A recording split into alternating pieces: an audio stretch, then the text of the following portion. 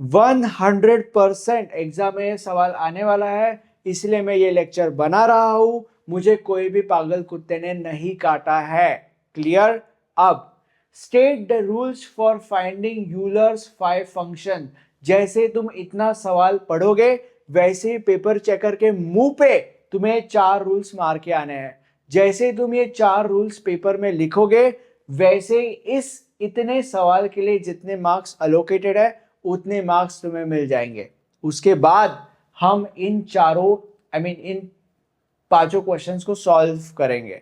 अब तुम लोग बोलोगे कि ये रूल्स क्या है, इसकी तुम्हें अभी टेंशन लेने की जरूरत नहीं है, क्योंकि जब ये क्वेश्चंस हम सॉल्व करेंगे तब तुम ऑटोमेटिकली समझ जाओगे कि ये रूल्स क्या है, क्योंकि इन्हीं रूल्स के मदद से हम इन सवालों को सॉल्व करने वाले हैं। तो अभी शुरू करते हैं। First question is 5 of 11। Yes. अब पहले तुम्हें यह समझना है कि यहाँ पे जो नंबर है ये नंबर प्राइम है या नहीं।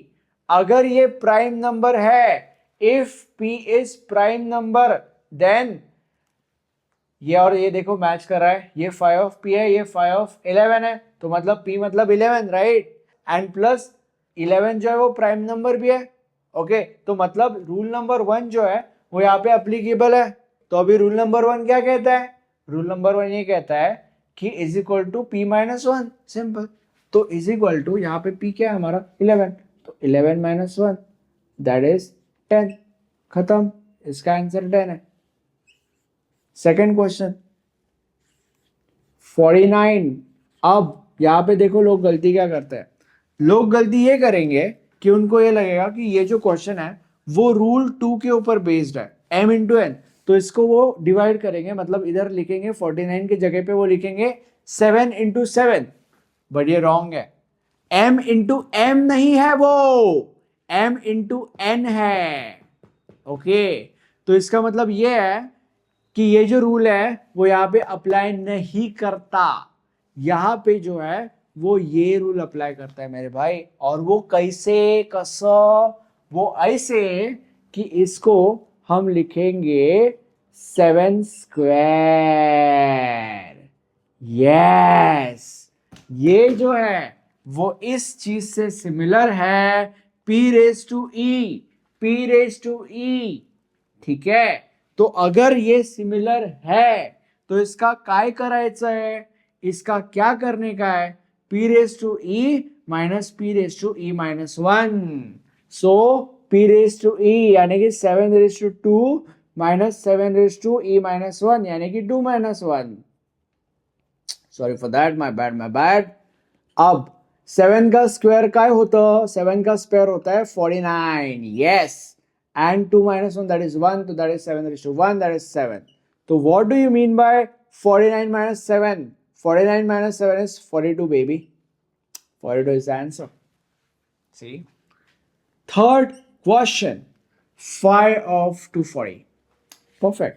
अब ये जो 240 है इसको पहले हम डिवाइड करेंगे।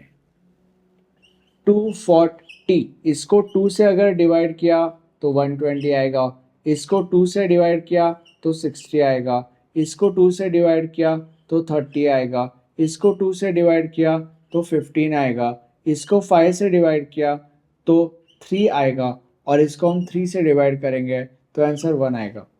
इसका मतलब ये है कि ये जो 240 नंबर है इसको हम ऐसे भी लिख सकते हैं,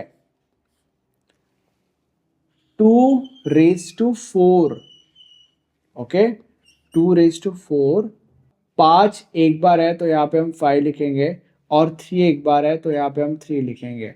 देखो अभी 2 4 बार था इसलिए हमने 2 raised to 4 लिखा। 5 एक बार है तो 5, 3 एक बार है तो 3। इसको तुम कैलकुलेट करोगे तो यही आना है। ठीक है, सो इसको तुम ऐसे भी लिख सकते हो। अब यहां पे हम रूल्स अप्लाई करेंगे। तो सबसे पहले 2 raised to 4 के ऊपर कौन सा रूल अप्लीकेबल है? 2 raised to 4 के ऊपर ये रूल अप्लीकेबल है। तो अभी 5 of p raised to e is equal to p raised to e minus p raised to e minus 1। तो यहाँ पे 2 raised to 4 minus 2 raised to 4 minus 1 that is 3।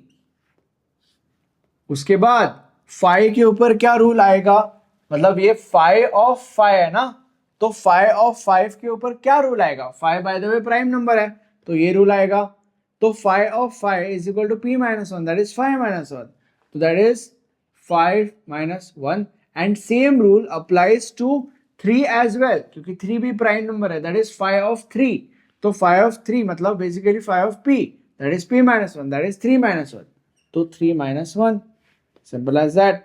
तो 2 रेज टू 4 क्या होता है, 2 to the 4, 4 to the 8, 8 to the 16, तो 16 minus 2 का cube क्या होता है, 2 to the 4, 4 to the 8, तो 8 और ब्रैकेट के अंदर 4 एंड यहाँ पे 2, तो अभी 8 multiply by 4 multiply by 2, that is 1 8 is 8, 2 8 is 16, 3 is 24, 4 is 32, 32 into 2 that is 64।